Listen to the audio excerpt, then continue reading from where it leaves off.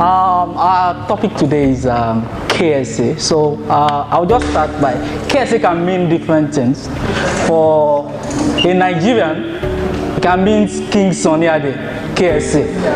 And if you are from Middle East, it can mean Kingdom of Saudi Arabia. But for today, KSA just means knowledge, skills, and attitude. Okay, so I'll just go on. I will introduce the topic, then we'll talk about it. For questions, we can ask questions at the end of the session. So one of the things that happen is that everybody wants to know what can make me successful. Everybody wants to know, how do I reach my goal? What is the success factor? And people have different things that they think is what makes them successful. So in the center there, you will see God. You know, for us in Nigeria, that big God is always there. We believe that God is the one that is making us successful. No argument. But it's not only God that people believe. Some people believe it's their gene. They believe it's because of the family where they are born into. That's what makes them successful. So it's their gene that makes them successful. Other people believe it's their tribe. I'm from this place, that makes me successful. And other people believe it's their experience, what I've gone through, that's what makes me successful. So we all have different things that we can call success factor. And as I said earlier, for a lot of people, God is like the big thing that makes them successful. Now, I want to introduce knowledge, skills, and attitude as factors that can make us successful, along with every other thing that we believe in. So it's not taking the place of what we believe in, our experience, what we've learned over the years, our tribe, where I come from, my God, the religion, the tribe, or the belief in destiny or karma, as some people believe in. Some people believe that whatever will happen to me will always happen to me. But along that side, don't cast away your belief, but at the same time, understand that there is always knowledge, skill, and attitude. That's why I'm here today. So, I will start with knowledge. Knowledge is what I know. And what I know can come from memory, what I used to know, what I was taught. Like for me, I was taught times table in primary school. So I can still say 2 times 2, 4, 4 times 4, 16, 8 times 8, 64. We don't know our times table. But, you know, memory differs between human beings. There are some people that can do 24 times 28 and give you the answer straight. So we don't have the same memory capacity. Now, apart from memory, we have knowledge, what I have known over time, what I've learned and I now know. Of course, we also have analysis, because analysis now comes from adding knowledge to knowledge. I know Ade is going to the market, and I know there is fish in the market. So I can tell Ade, get me fish in the market. So I've been able to join two knowledge together to come up with a kind of intelligence. Now, and of course, we have thinking, the way we think and all that is still part of knowledge. Now, for the second one, that's knowledge. Let's go to skills. Skills is more like what I can do. I know how to talk. I know how to dance. That's a skill. Sometimes it's physical. Most times it's physical. It's what you can see me do. So, for example, I know how to dance. It's just sometimes the people that know how to dance, it's not because they really... Now, knowledge can be something that you just learned without any training, and for some, you acquire the skills. I'm talking of skill. Skill can be something that you just learned without going reasons. Now, so some people call it gift, some people call it talent. So I know how to dance, I know how to sing. But you know the truth, we all know how to sing. But it's just that some people are more gifted in singing. We all know how to write. In fact, anybody that went to school knows how to write. But some people are poets, some people they write plays. They've been able to understand, they have skill in writing. Then of course you can have coordination. Coordination now comes with the way I can move my body.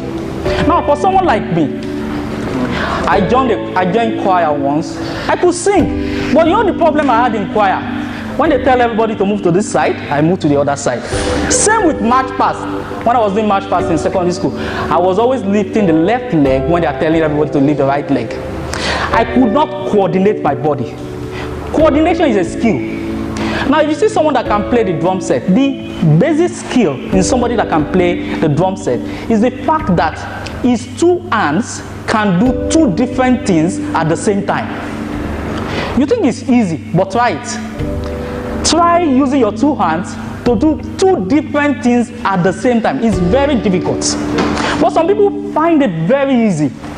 They can do two things, different things with two hands and two legs at the same time. That's coordination, the way they can move their body.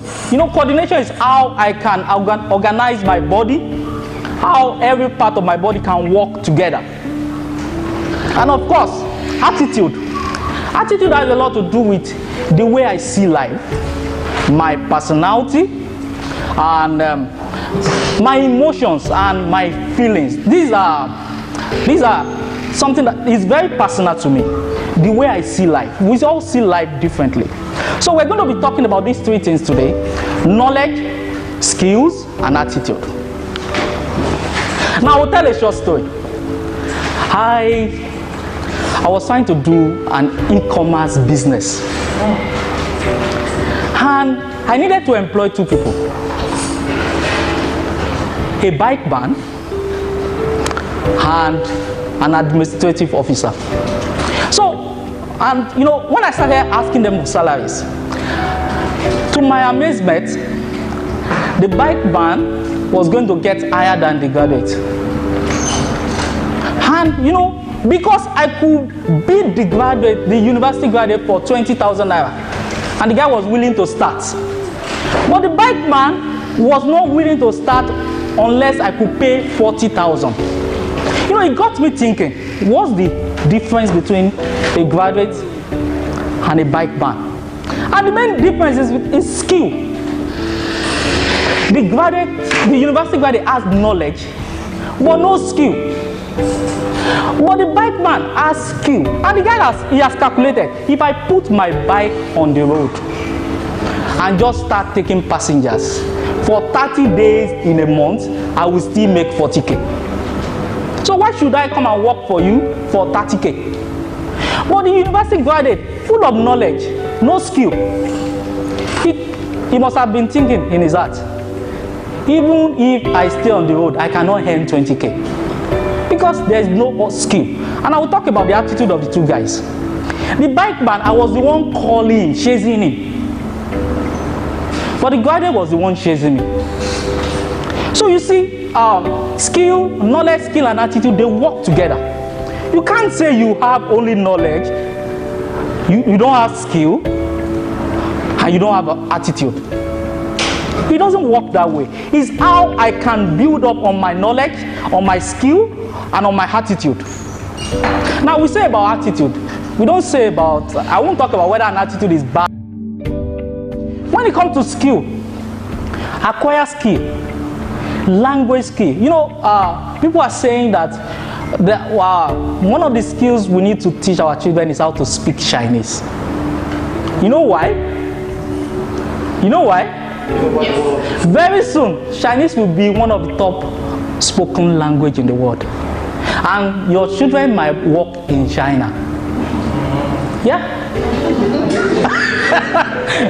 You know, all you want to do is to go to Canada, right? You want to go to Canada, you want to go to UK, you want to go to US. But we know that by 2057 or so, the economy of China will overtake that of America.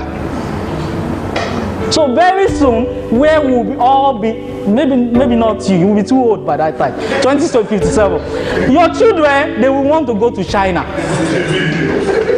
And at that time, it's the children that can speak Chinese that will have the upper hand. Because life is changing. People need to learn new skills, but it's not too late. You can learn Chinese and still go to China now.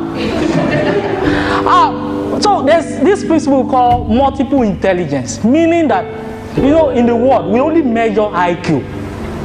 and we place so much value on IQ, we don't talk about other forms of intelligence, like emotional intelligence, ability to understand feeling, how people feel, understand how I feel, and use that understanding to relate with you. That's emotional intelligence. There's spatial intelligence. You know, some people cannot read map. Are you one of them? Is there anybody here that cannot read map? There's spatial intelligence. Some people, once they see a map, they understand it and they can know where they are going. That's spatial intelligence. Some people is art.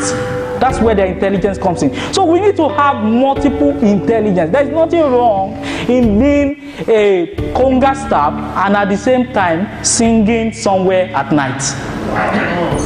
It's, you know, Jack Ma said, night. Is it, when you will still have to come to work now, and you still have to close by 5. So Jack Ma said the most important part of your day is the time you spend between after work and bed. Because that's the only time you have to do something for yourself. While you are here, you are going to work for us. We will not allow you to work for yourself. But you have that time after work to do something for yourself. So we need to start doing something. There's nothing wrong in start volunteering, where singing.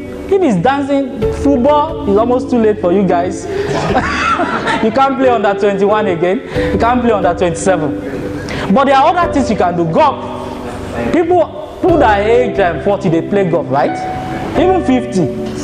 In fact, there was one sport in the Olympic that I think somebody that was 60 something, I think was this riding horses and all that came. So you see, we need to start learning new skills. And of course, attitude. We need to start modifying our attitude to suit where we work now. Because sometimes it's the attitude that people are looking at. They don't check your knowledge, they're just looking at your attitude. So I need to modify my attitude to fit where I work, fit the level where I am. You know, people say don't act beyond your pay grade. Let your attitude match your salary. Don't give an attitude that is beyond your salary, because as somebody does not take that salary away from you. And of course, your personality. You can't change your personality, but you can always modify it to fit the situation. So for example, now I'm managing a team. The kind of personality I display always will be different from when I'm a lone worker.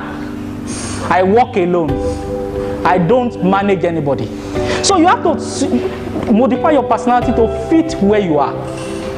You work, I'm Yoruba, I work with 8 Igbo people. My personality has to be a little different from when I'm working with my fellow Mbati, right? So you see, we have to modify our personality to fit where we are. And finally, okay, that is all. Thank you.